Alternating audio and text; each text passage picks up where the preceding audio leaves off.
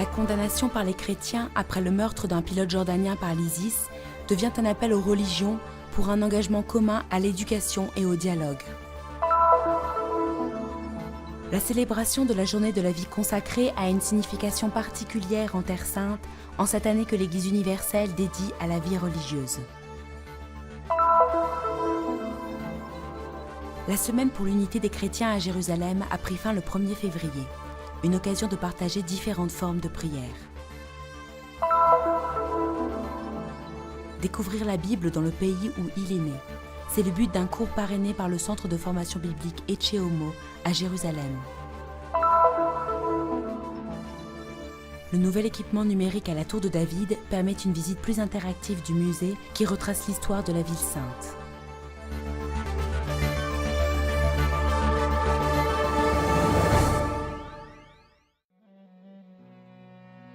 Horrible, tragique et inhumain.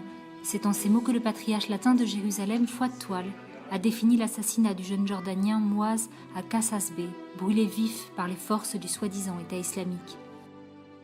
Les paroisses catholiques de Jordanie, qui font partie du patriarcat latin de Jérusalem, ont sonné le glas et célébré des messes pour le repos de ce jeune militaire de 26 ans, capturé par des terroristes le 24 décembre et tué quelques jours plus tard.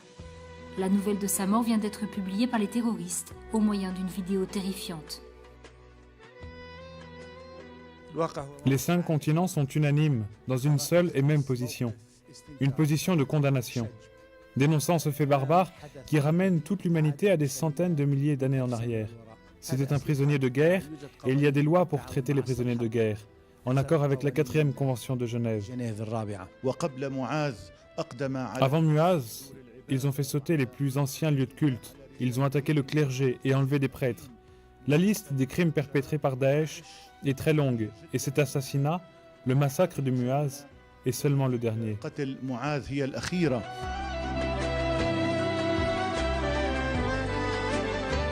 Trop d'hommes et de femmes de toute religion, écrit le patriarche latin de Jérusalem, ont déjà perdu la vie de manière tragique et inhumaine depuis l'émergence du soi-disant État islamique, qui n'est pas un État et ne peut se réclamer d'aucune religion. Si après la nouvelle de l'exécution de Qassasbeh, la peine de mort a été infligée à 2 détenus djihadistes jordaniens, l'appel des églises s'adresse à toutes les religions, soulignant que la réponse la plus ferme contre le terrorisme penche d'abord sur l'éducation des jeunes.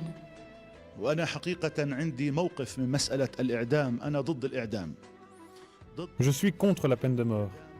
Contre la peine de mort pour des raisons morales et pour des raisons de foi. Je ne pense pas que nous devrions répondre à ce crime commis par Daesh par la peine de mort. Nous devons faire face à cet extrémisme religieux et à cette incitation à la violence exercée par ISIS par la consolidation d'une culture de tolérance, d'amour et de fraternité entre les fils des nations arabes, entre chrétiens et musulmans, en particulier dans cette région.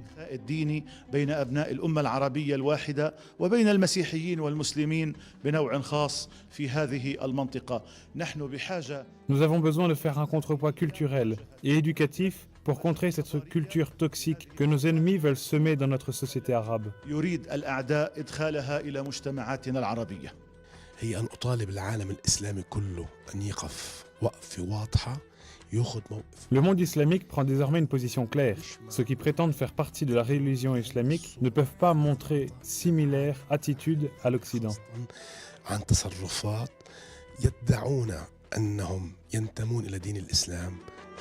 Une affirmation valide en réponse à Daesh et qui condamne aussi toutes les formes de violence perpétrées dans le monde aujourd'hui. Il y a une 3e guerre mondiale fragmentée et démembrée. C'est une guerre qui s'étend de l'Afghanistan au Nigeria, en passant par l'Ukraine, la Syrie, l'Irak, la Libye et le Yémen. Le plus important est la pratique de la justice. Lorsqu'un peuple est opprimé, les opprimés se rebellent contre leurs oppresseurs. Et lorsqu'ils se rebellent, la violence éclate. Donc la justice, la restauration de la justice et de la sécurité est la voie de l'abolition du terrorisme et de son élimination. C'est le chemin vers la sécurité mondiale. إلغاء وإقصاء الإرهاب والطريق إلى الأمن العالمي.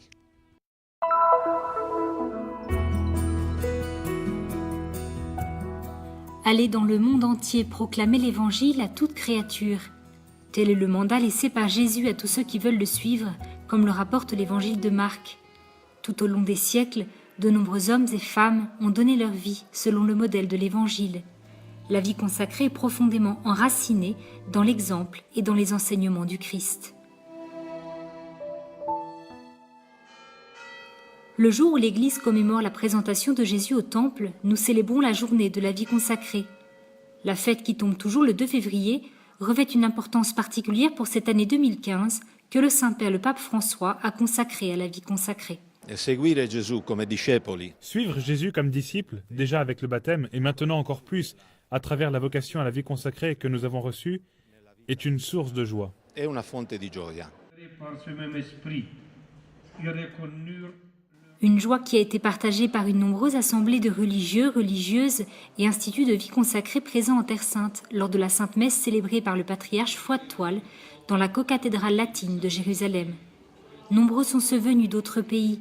Chaque congrégation vit ici selon son charisme spécifique à travers la vie contemplative, la catéchèse ou le service des plus pauvres. E la Terra Santa è privilegiata di avere 100 congregazioni diverse.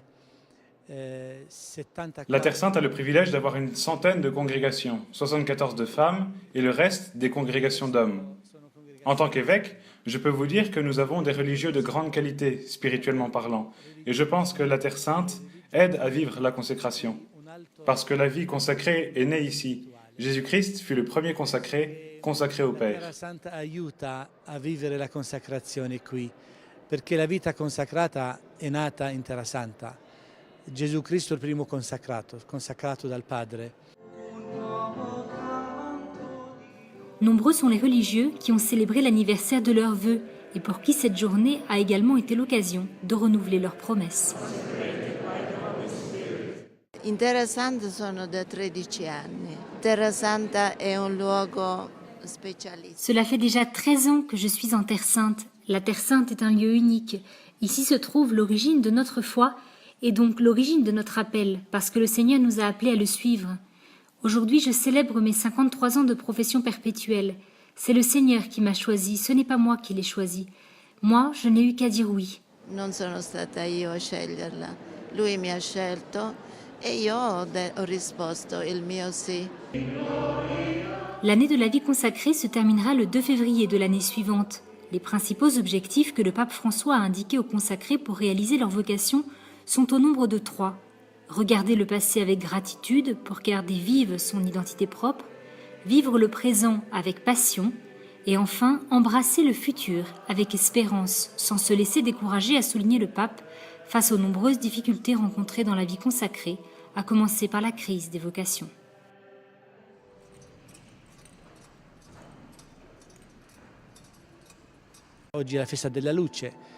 Aujourd'hui, c'est la fête de la lumière. Mon espérance est que tous les religieux de Terre Sainte soient une lumière pour la population chrétienne locale, mais aussi pour les pèlerins qui passent par ici.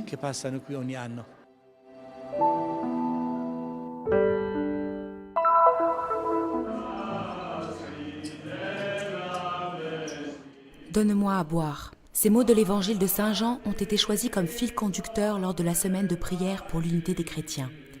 Des mots particulièrement riches de sens à Jérusalem, où vivent 13 communautés chrétiennes.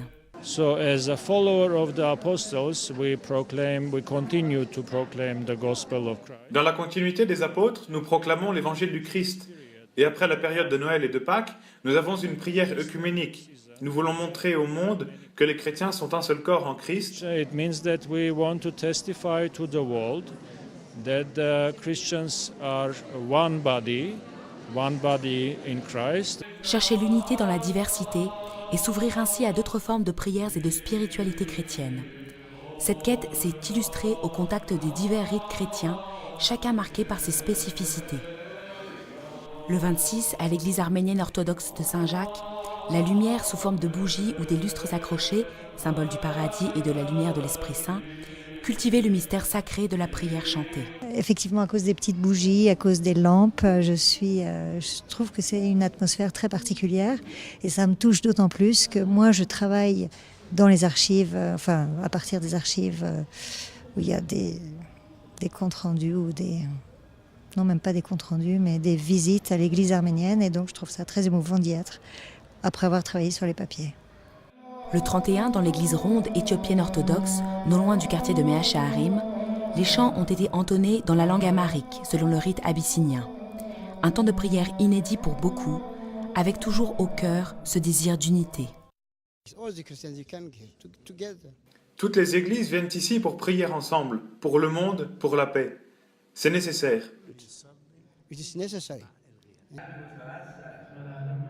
Le thème de cette année, c'est la Samaritaine.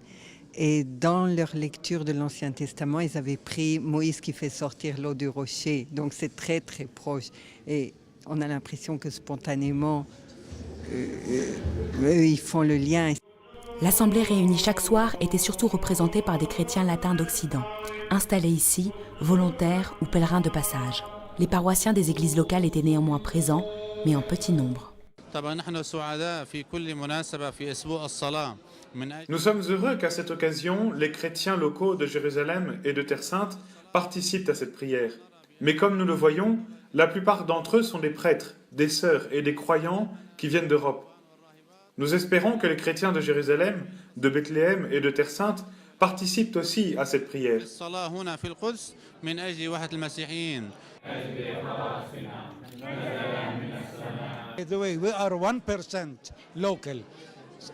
Nous, chrétiens locaux, sommes seulement 1% ici en Terre Sainte. Les croyants, spécialement prêtres et moines, sont ici. Nous sommes très heureux de voir des Européens du monde entier et nous en sommes très fiers.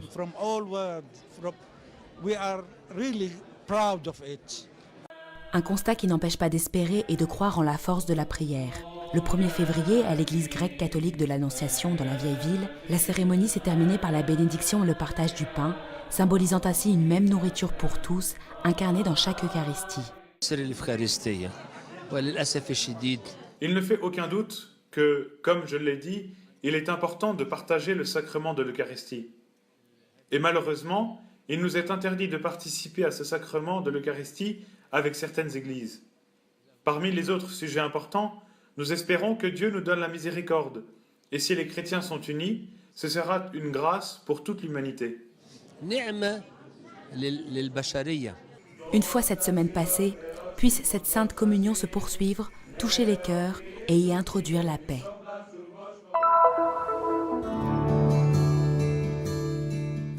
Un temps de prière, d'étude, de retour aux sources, de découverte du pays et de ses habitants en explorant les racines de la Bible. Telle est la proposition de la 8e édition de Secours biblique proposée par le Centre de formation biblique de Lecce Homo de Jérusalem et organisée par la Congrégation des religieux et des religieuses de Notre-Dame de Sion. Le cours, d'une durée d'1 mois, proposé en français et en anglais depuis les années 70, est actuellement offert en portugais et en espagnol pour répondre aux besoins de toute l'Amérique latine. Évidemment, le cours prend racine dans la Bible. Nous essayons d'en refaire tout le parcours. Et nous abordons aussi le pays du nord au sud. Nous commençons par une brève introduction sur la Bible afin de se retrouver sur des dénominateurs communs sur l'histoire de l'Écriture, en retraçant toute la période de l'Ancien Testament, que nous appelons la période du Second Temple, jusqu'à nos jours. Le programme qui se déroule au cœur de Jérusalem a comme objectif principal de renouveler la connaissance de la Bible dans le pays même où elle est née. Nous ne lisons pas le texte littéralement. Nous lisons selon l'interprétation faite de ce texte biblique par la tradition d'Israël, qui a interprété les textes, puis nous l'abordons selon la tradition de l'Église. Nous voulons voir la parole de Dieu se manifester, mais aussi voir comment elle a été interprétée au cours de l'histoire. Ensuite, le cours aborde de manière générale toute l'histoire biblique jusqu'à nos jours. Pour moi, ce fut un grand cadeau de Dieu. Le cours est plein de surprises. Cela n'a rien à voir avec faire du tourisme religieux en Terre Sainte. Ici, nous étudions et nous nous formons à partir des textes et en visitant les différents lieux saints. Je vais rentrer au Brésil différent. A visita in loco nos diversos lugares. Acredito que não retorno ao Brasil sendo o mesmo homem, sendo o mesmo padre depois desse curso. La formation propose notamment plusieurs excursions archéologiques du nord au sud du pays, l'étude de la géographie de la Bible, de l'Ancien et du Nouveau Testament, une introduction au judaïsme, aux églises orientales, ainsi qu'une introduction sur l'islam. Au début du cours, on nous a dit que pour connaître la Bible, Il est nécessaire de marcher sur cette terre, de connaître la Bible avec nos pieds. Et c'est ce que nous avons fait ces jours-ci. C'est ça, lire le 5e évangile. Ce cours nous ramène aux racines de notre foi, les racines du christianisme. Nous savons si peu de la culture juive, de ses coutumes. C'est une expérience très enrichissante. Pour moi et pour chacun d'entre nous, c'est une chance de nous prosterner devant la grandeur du judaïsme et du christianisme avec une plus grande connaissance. E nos postarmos assim nesse sinal de humildade para maior compreensão.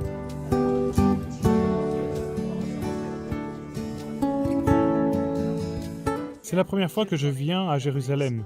C'est pour moi une occasion unique pour connaître la parole de Dieu, pour connaître les évangiles et pour connaître Jérusalem. Comme le disait Elio, notre professeur, ici vous apprenez à connaître avec vos pieds. Avoir la possibilité de saisir le contexte historique, de connaître les gens de cette époque, de lire les textes bibliques est très important aujourd'hui, en particulier dans notre univers de jeunes.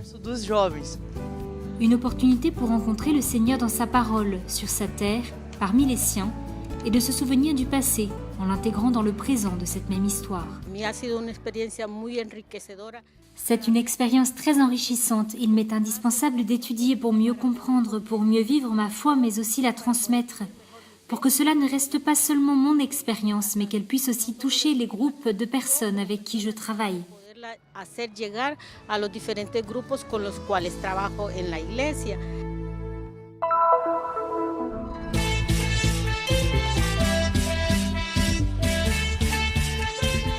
Profiter d'une vue imprenable sur Jérusalem et avec l'aide d'une tablette, identifier chaque monument pour connaître son histoire. Voilà une parmi les nombreuses possibilités, peut-être la plus intéressante, du Tour Digital, le projet qui ouvre la Tour de David au numérique. Le musée qui retrace l'histoire de Jérusalem grâce à des fouilles archéologiques, des reconstitutions et des expositions temporaires propose désormais à ses visiteurs des applications smartphone, des jeux interactifs pour les familles et autres nouveautés. Certaines gratuites, d'autres payantes, disponibles à ce jour en anglais et en hébreu, mais aussi bientôt dans d'autres langues, dont l'arabe, le russe, l'allemand, le français et l'espagnol. Nous utilisons la technologie numérique pour améliorer la visite. L'objectif n'est pas de tout changer, mais d'ajouter une nouvelle dimension, de telle sorte que le visiteur puisse profiter encore plus du musée. Les antiquités et le parcours historique offert par le musée se marient désormais à la technologie moderne grâce à la créativité de jeunes chercheurs et d'entreprises locales qui ont conçu et mis en œuvre diverses applications. Tout le monde a un scanner pour code QR sur son téléphone pour numériser l'information destinée aux visiteurs. Nous avons essayé à la fois de prendre en compte les besoins du musée pour créer un système le plus confortable possible et d'optimiser l'expérience du visiteur selon les informations qu'il cherche. Et nous l'avons réalisé de manière attractive en version mobile à disposition. Les instruments numériques, dont la plupart arrivent pour la première fois en Israël, viennent enrichir les informations destinées à ceux qui pénètrent la Tour de David et veulent personnaliser leur visite. Désormais, nous allons pouvoir ouvrir nos archives et tous les documents qui ne peuvent pas être mis sur les murs. Nous ne pouvons pas exposer toutes les photos, informations et archives que nous avons, mais maintenant, nous pouvons avoir tout cela sur un smartphone. Si vous êtes intéressé par quelque chose, vous n'avez qu'à appuyer sur un bouton pour obtenir toutes les informations au bout de vos doigts. Les plus à l'aise avec les nouvelles technologies sont encore une fois les enfants et les adolescents. Certains s'aventurent dans des jeux interactifs dans le cadre d'un projet d'edutainment, divertissement éducatif en anglais, alliant éducation et divertissement. Mon nom est Samy. J'aime visiter des musées. Celui-ci est vraiment spécial car il est interactif. Je fais et j'apprends beaucoup de choses par le biais d'activités interactives. Pour un musée qui en 2014 a accueilli 300 000 personnes et s'attend à 2 millions de visiteurs en 2015, ce nouvel équipement numérique souhaite fasciner davantage les futurs visiteurs qui déjà de chez eux peuvent commencer une visite virtuelle sur le nouveau site web. Il y a un dicton en anglais qui dit « Si les murs pouvaient parler ». Eh bien maintenant c'est possible. Le site web propose une visite virtuelle à 360 degrés grâce à laquelle vous pouvez voir la Tour de David avec guide audio et texte. N'importe qui dans le monde ayant accès à Internet peut désormais rentrer dans la Tour de David.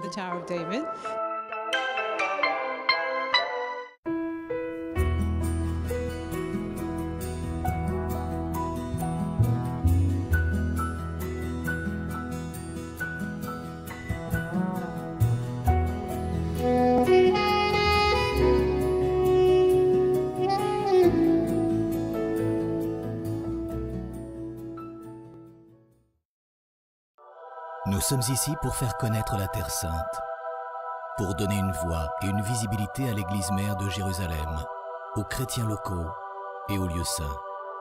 Nous sommes ici pour raconter les histoires nombreuses et souvent oubliées de ceux qui vivent au cœur des difficultés avec foi et courage. Nous sommes ici pour porter au monde entier l'espérance de la terre de Dieu. Soutiens ceux qui œuvrent au nom de la custodie de Terre Sainte